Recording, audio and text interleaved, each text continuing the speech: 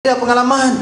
Masa jadi Timbalan Ketua Menteri, saya juga menjadi board director lembaga pengarah PBA, Penang Bekalan Air. Saya terlibat dalam urus air negeri ini.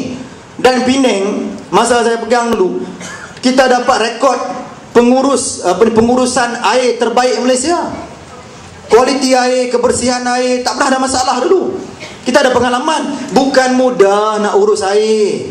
Dia melibatkan belanja yang cukup besar, teknologinya, machinery yang terlibat nak membersihkan air ini bukan murah.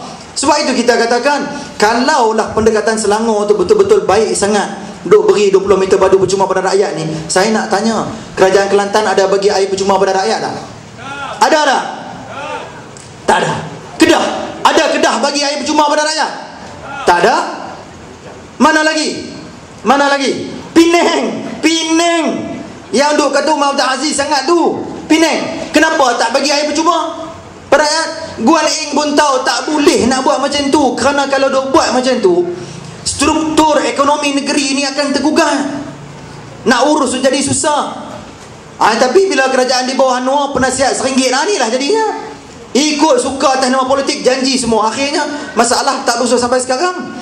Bila tak boleh selesai aja, Menteri Besar Tan Sri Khalid kalut nak turun ke jalanan, nak buat demonstrasi jalanan. Saya kata, ni apa Khalid ni? You dah jadi Menteri Besar, apalah punya standard Menteri Besar ni nak turun demonstrasi lagi ni?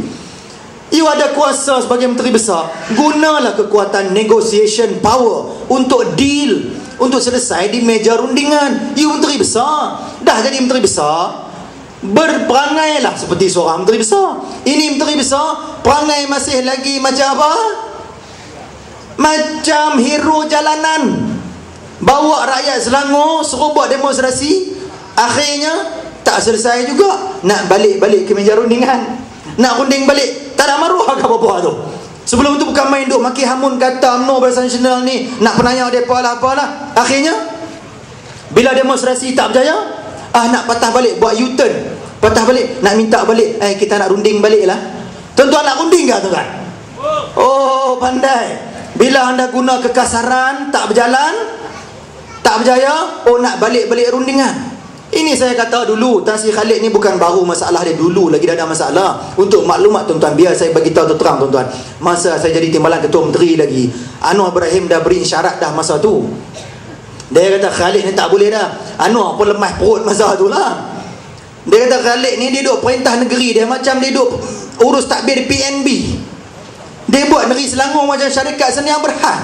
Mana boleh. Ini kerajaan negeri, bukannya syarikat.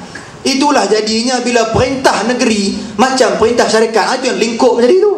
Dan saya dapat maklumat dalaman tuan-tuan, negeri Selangor, negeri yang bersultan, macam negeri tuan-tuan juga Terengganu bersultan. Patutnya bila negeri bersultan, dan negeri Selangor ni majoriti orang Melayu kita ada di situ, kita kenalah mendaulatkan bahasa Melayu. Betul tak tuan-tuan?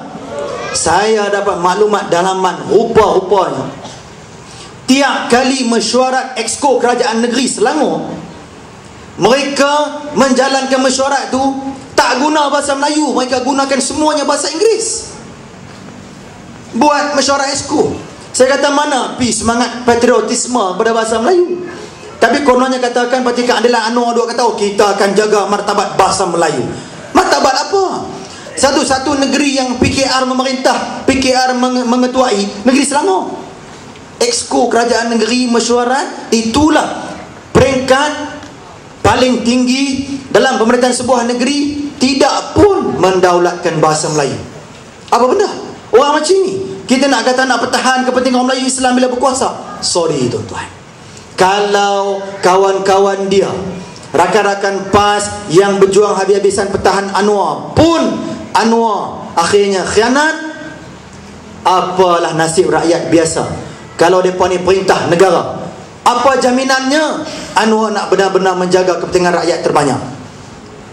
Kawan-kawan rapat, rakan-rakan parti dalam komponen Pakatan Rakyat pun Anwar khianat. Isunya apa? Isu, kalau dalam konteks dari Pulau Pinang saya terlibat sendiri, isu yang di Pertua Majlis Agama Islam Pulau Pinang. Rakan PAS menuntut hak mereka dalam bab ini dulu. Mereka katakan dalam konteks negeri Pulau Pinang ada 40 Dewan Undangan Negeri. Kesemua 19 kerusi DAP menang.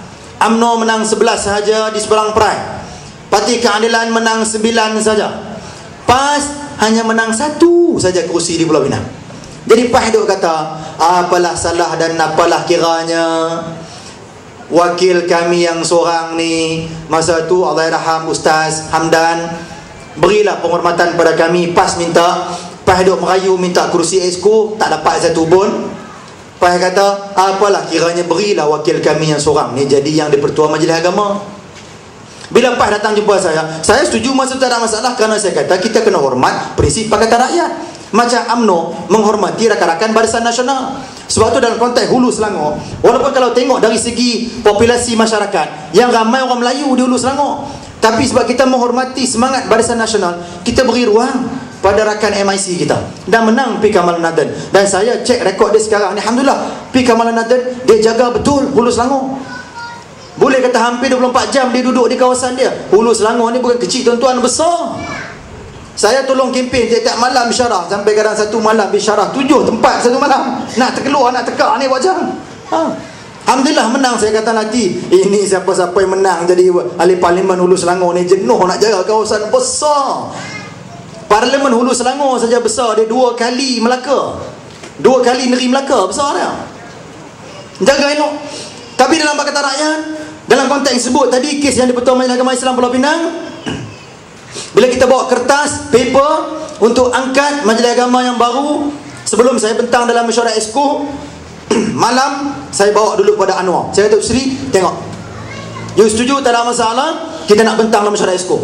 Bila dia tengok paper tu saja, dia nampak tuntutan PAS yang minta untuk letakkan Allahyarham Ustaz Hamdan satu-satunya adun Permatang Pasir yang 3 penggal tak pernah kalah. PAS minta hak dia untuk letak kawan ni jadi yang di-Pertua. Anwar tengok saja, dia terus marah. Dia kata apa? Dia kata, dia kata, Fairuz, you ni tak boleh ni Hamdan ni. Saya kata, pasal apa tak boleh? Ini kita kena hormat permintaan parti komponen dalam Pakatan Rakyat kita. Dia kata, no, cannot. Dia kata, pasal dia ni lekeh sangat. Saya kata, lekeh apa? Tak ada standard, kata Anwar. Saya tanya, why tak ada standard? Dia kata, ini Ustaz Hamdan ni, ini dia tak ada PhD, tak ada doktor, tak ada master's degree. Jadi bagi pandangan Anwar, kononnya lekeh benar, tak ada standard. Dia kata, pasal apa standard? Tak ada standard nak duduk. Ni tengok yang lain-lain dalam tu, oh ada doktor, ada datuk, ada bukan mufti, semua jadi lekeh. Kalau letak yang di-Pertuanya tak ada kualiti macam tu. Saya kata, Datuk Seri, apa you cakap macam ni? Ini alasan bodoh. Saya kata, awak cakap macam ni. Rakan-rakan PAS minta hak mereka dalam konteks ini. Masa itu saya kata, Allahyarham Ustaz Hamdan ni bukan budak-budak ingusan, umur pun dah 50 lebih, 3 penggal tak pernah kalah menjadi wakil rakyat di Dun Matang Pasir. Bila 3 penggal tak pernah kalah, maknanya rakyat di kawasan itu meyakini pada dia ni. Dan bukanlah tak ada langsung kelayakan, adalah kelayakan asas tu ada, boleh mentadbir. Dan lagi pun saya kata pada dia, apa masalahnya? Majlis Agama Islam ni bukannya nak perintah secara lone ranger. Dia hanya majlis agama.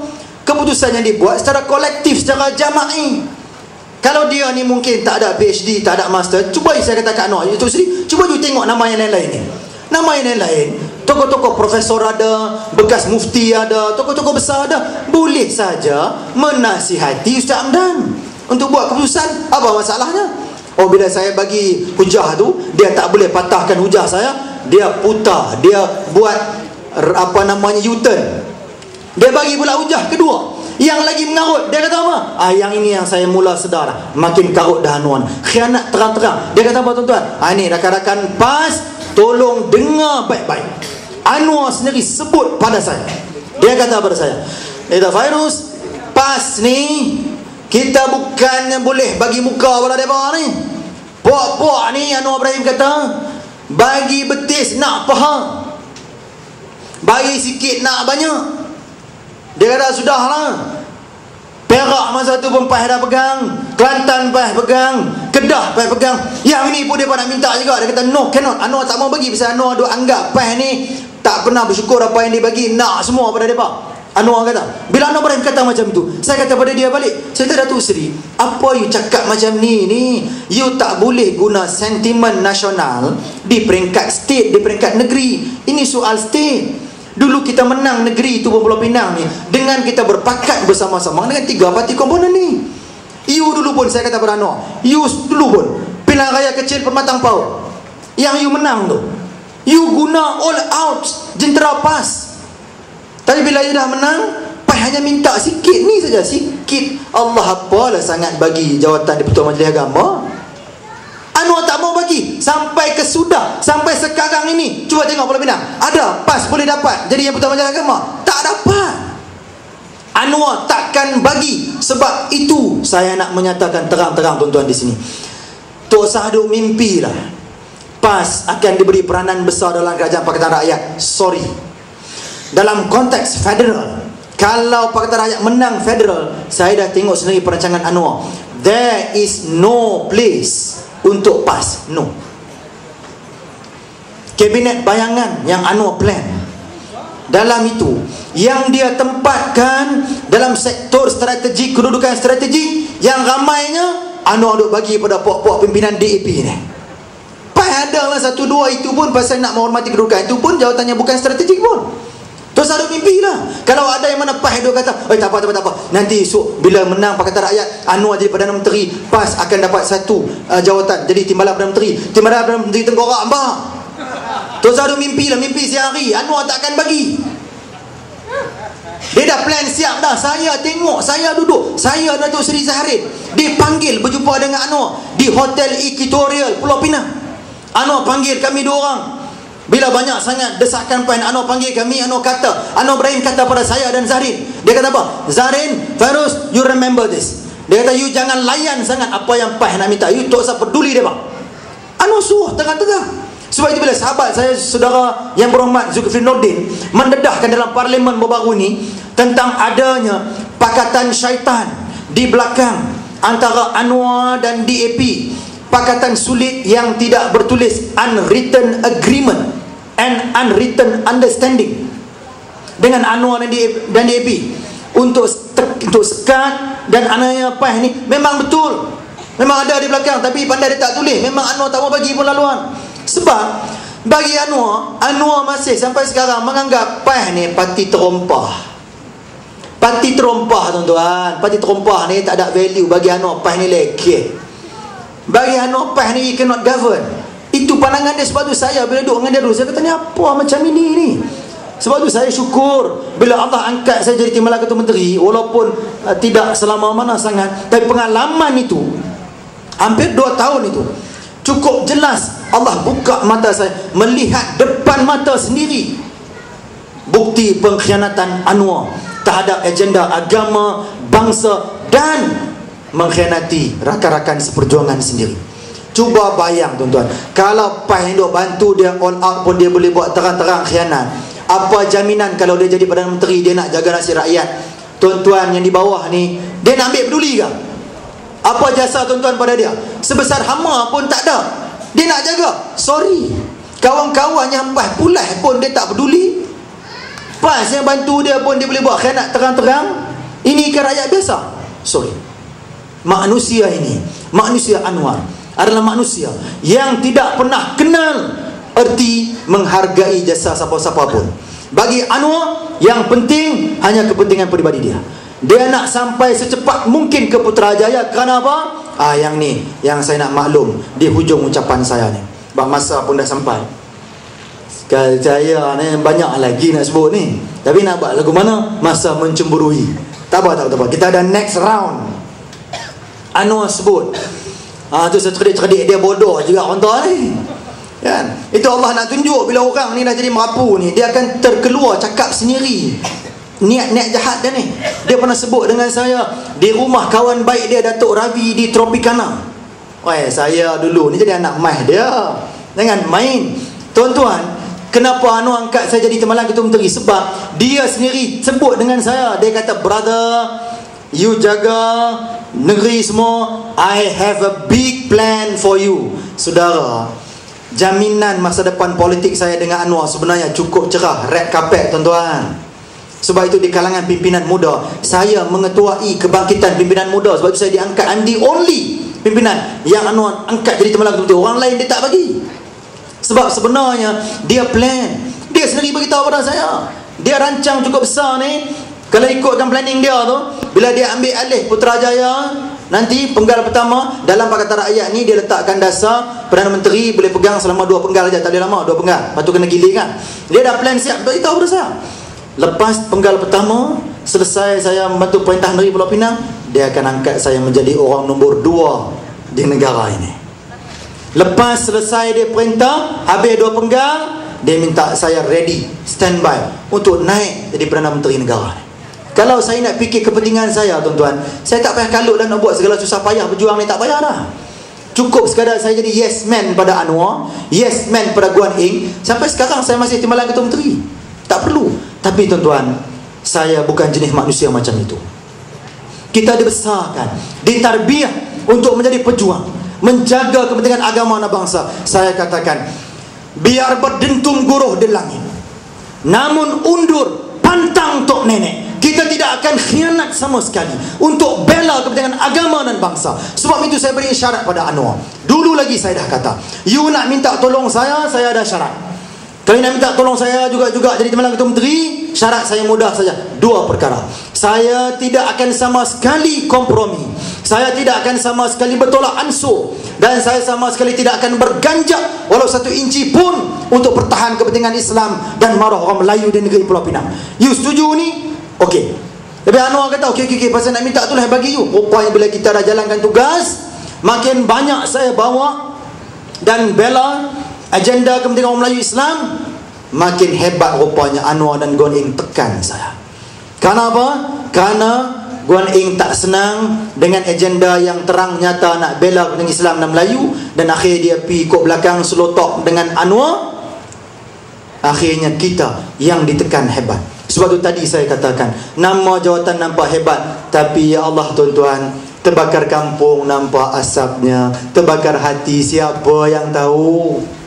Derita tuan-tuan jiwa raga, jeritan batinku. Itu yang kata tadi, kalau ada ayah dan ibu, takkan begini nasibku. Jenuh tuan-tuan. Dalam exco tinggal saya seorang nak bertahan, seorang nak lawan 10, nak lawan 9. Mana nak lepas usul kita? Kiri kanan ditekan. Sehingga bawa pada Februari 2009, bila exco meeting berehat. Ni sebagai penutup saya nak sebut benda ni penting. Asas kenapa akhirnya saya tinggalkan. Exco rehat, exco lain semua keluar pergi makan. Guan Eng nak bangun, saya pegang tangan Lim Guan Eng. Saya kata kat dia, sir, you duduk Ustaz. Kita dulu Ketua Menteri pun kita suruh duduk, jangan main. Kita pun nak marah kadang-kadang ni macam-macam ni buat ni. Saya kata, sir, you duduk Ustaz, duduk for a while. Ni kita nak bercakap 4 mata. Kita nak cakap hati ke hati. Kata orang Mexico, mano a mano, man to man talk. Cakap. Saya kata, sir, you tahu tak kenapa jawatan Timbalan Ketua Menteri diwujudkan di negeri Pulau Pinang? Guan Eng kata kat saya, I think I know, but tapi you cakap lah. Saya kata, jawatan Ketua Menteri di Pulau Pinang ni diwujudkan kerana 2 perkara yang paling penting. 1, untuk jaga dan bela kepentingan Islam, dan kedua, jaga dan bela kepentingan orang Melayu di Pulau Pinang. Ini saya tanya kat dia, you tahu tak perkara ni? Guan Eng jawab, dia kata, yes, I know. Dia kata, yes, I know. Bila dia kata yes, I know, saya terus tanya kat dia balik, kalau you dah tahu, why in the world, kenapa you buat macam-macam untuk sekat saya, untuk susahkan saya, untuk halang saya untuk jalankan tugas asasi saya ni, untuk bela kepentingan Islam dan Melayu? Why? Saya tanya kat dia. Tuan-tuan nak tahu apa jawapan dia? Jawapan ini yang akhir menyebabkan saya tidak boleh sabar lagi dah. Dia kata apa? Dia kata, YB, you tahu lah, I susah lah. Bila dia kata susah, saya tanya dia, apa yang susah? Guan Eng jawab kat saya, dalam bilik exco di negeri Pulau Pinang, Komta, dia kata, my people, dia kata orang-orang dia, orang-orang DAP dia, pimpinan-pimpinan DAP dia tak mau, tak suka dan tak senang kalau saya selaku Timbalan Ketua Menteri bawa banyak sangat agenda pembelaan Melayu terang-terang dan Islam. Dia sebut terang. Bila dia kata macam saya kata balik pada dia. So kalau macam ni, macam mana saya nak jalankan tanggungjawab saya? Dulu kita dah agree, you ketua menteri jaga kepentingan kaum Tionghoa, timbalan ketua menteri 2 jaga kepentingan kaum India, saya timbalan ketua menteri 1 jaga kepentingan orang Islam dan orang Melayu. Apa masalahnya? Pakatlah elok. Dulu kata woman tu seicaran, apa masalahnya? Kita memboleh Mandarin ni. Pakatlah jaga elok. Ini bila pok-pok dia nak jaga kepentingan kaum depa, itu boleh. Itu dikatakan nak bela hak kemanusiaan. Tapi kita nak jaga hak kaum kita orang Melayu Islam yang menurut lunas-lunas perlembagaan, kita dituduh perkauman, kita dihalang, kita disekat. Mana saya tak marah. Itu yang lepas dia kata macam tu terang-terang dan nyata, saya terus. Esoknya saya terus ke Kuala Lumpur jumpa dengan Anwar. Saya kata pada Datuk Seri, ini dah nonsense. Saya kata, ini lagu mana yang nak buat kerja ni? Gua ni yang buat lagu ni, macam mana yang nak bela? Anwar masuk kata kat saya, okey kita apa, nanti saya cuba macam kita apa betul. Rupanya dia ingatkan dia pergi tolong betul nak bantu kita. Kot belakang dia pergi pakat dengan Guan Ing, kita balik ditekan. Kerana rupanya dia tak mau kehilangan sokongan puak-puak DAP, jenah DAP ni. Satu akhirnya saya katakan cukup dah. Saya dah tengok depan mata sendiri apa bahayanya kalau Pakatan Rakyat Perintah Negara, kalau sampai ke tahap agenda agama pun terang-tegang sanggup dan tergamak dikhianati oleh pimpinan Melayu Islamnya. Apa jaminan untuk nasib dan masa depan maruah agama dan bangsa di bumi bertuah kita ini, tuan-tuan? Sebab itu saya nak minta, jangan kita buat eksperimen, jangan kita nak menggadai maruah perjuangan. Mungkin tuan-tuan di sini tak berapa nak rasa, sebab di sini majoritinya orang Melayu Islam semuanya. Pergilah ziarah, tengok Pulau Pinang lagu mana. Tengok malam tadi berita apa jadi. Yang terbaru, tak cukup ke lagi baru ni Eng Wee Kok duk buat perangai samsing bila dia nak pergi tutup kedai mamak Muslim dengan cara yang cukup samsing. Hari ni, kemarin, hari ni keluar berita lagi, jadi lagi ada kena pula pada penjajah usahawan Melayu kita. Sampai tergamak penguat kuasa MPSP, Manja Bandaraya Sungai Petani, pijak dia, hina sampai macam terbuat kawan tu macam binatang. Inikah cerminan kerajaan Pakatan Rakyat yang dia katakan elok sangat? Tergamak buat itu. Yang saya peliknya, tuan-tuan, kenapa tak berkesudahan yang jadi mangsanya semua usahawan Melayu Islam semuanya? Kenapa? Saya tahu dari Pulau Pinang, saya kata banyak lagi pok-pok Tionghoa dan India yang masih hidup meniaga haram berlambak. Kenapa yang tu tak dikenakan nasib yang sama? Kenapa tak dibuat rate yang sama? Kenapa tak tutupkan gerai? Kenapa pantang sangat bila kena penjajah Melayu Islam, cepat saja nak dirobohkan semua? Kenapa? Di mana keadilan? Sebab itu akhirnya, tuan-tuan, bukan hanya saya, bila saya umum keluar, yang mengikut langkah saya keluar parti ini ramai, tuan-tuan, pimpinan-pimpinan kanan Parti Keadilan. YB Tan Ti Beng ahli parlimen dulu tu, YB Wee Chu Kiong ahli parlimen Wangsa Maju pun keluar. Yang terbaru sekali baru ini, siapa dia, tuan-tuan? Gobala Krishnan pun keluar, tinggal juga. Apa nak tinggal? Yang terkini lagi, pengerusi PKR Negeri Sabah, Saudara Jopardi pun tinggal parti. Baru Anwar lantik dia tahun lepas, akhir tahun 2011 tinggal dah. Dia pun tak boleh tahan dah, cacah marba, tuan-tuan, tak boleh. Jadi PKR ni kita beri nama baru, apa dia, tuan-tuan? Parti keluar ramai. Ada lagi satu, Parti Kelentong Rakyat, Parti Khianat Rakyat. Inilah dia. Tiap semua jago, semuanya politiking tak berkesudahan.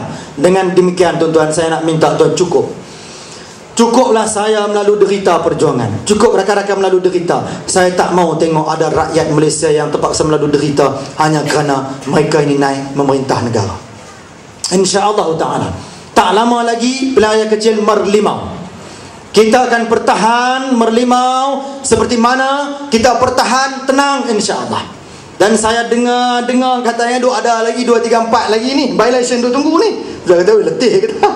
Pojang lepas ni kena standby lah. Semangat baju merah siang tadi tu kena tolong tahu tu. Kena ready, kena standby. Sebab kita setakat ini dah 6-7 kita dengan mereka. Berjaya kita pertahan Merlimau, 7 sama. InsyaAllah saya yakin tanda-tanda dah nampak.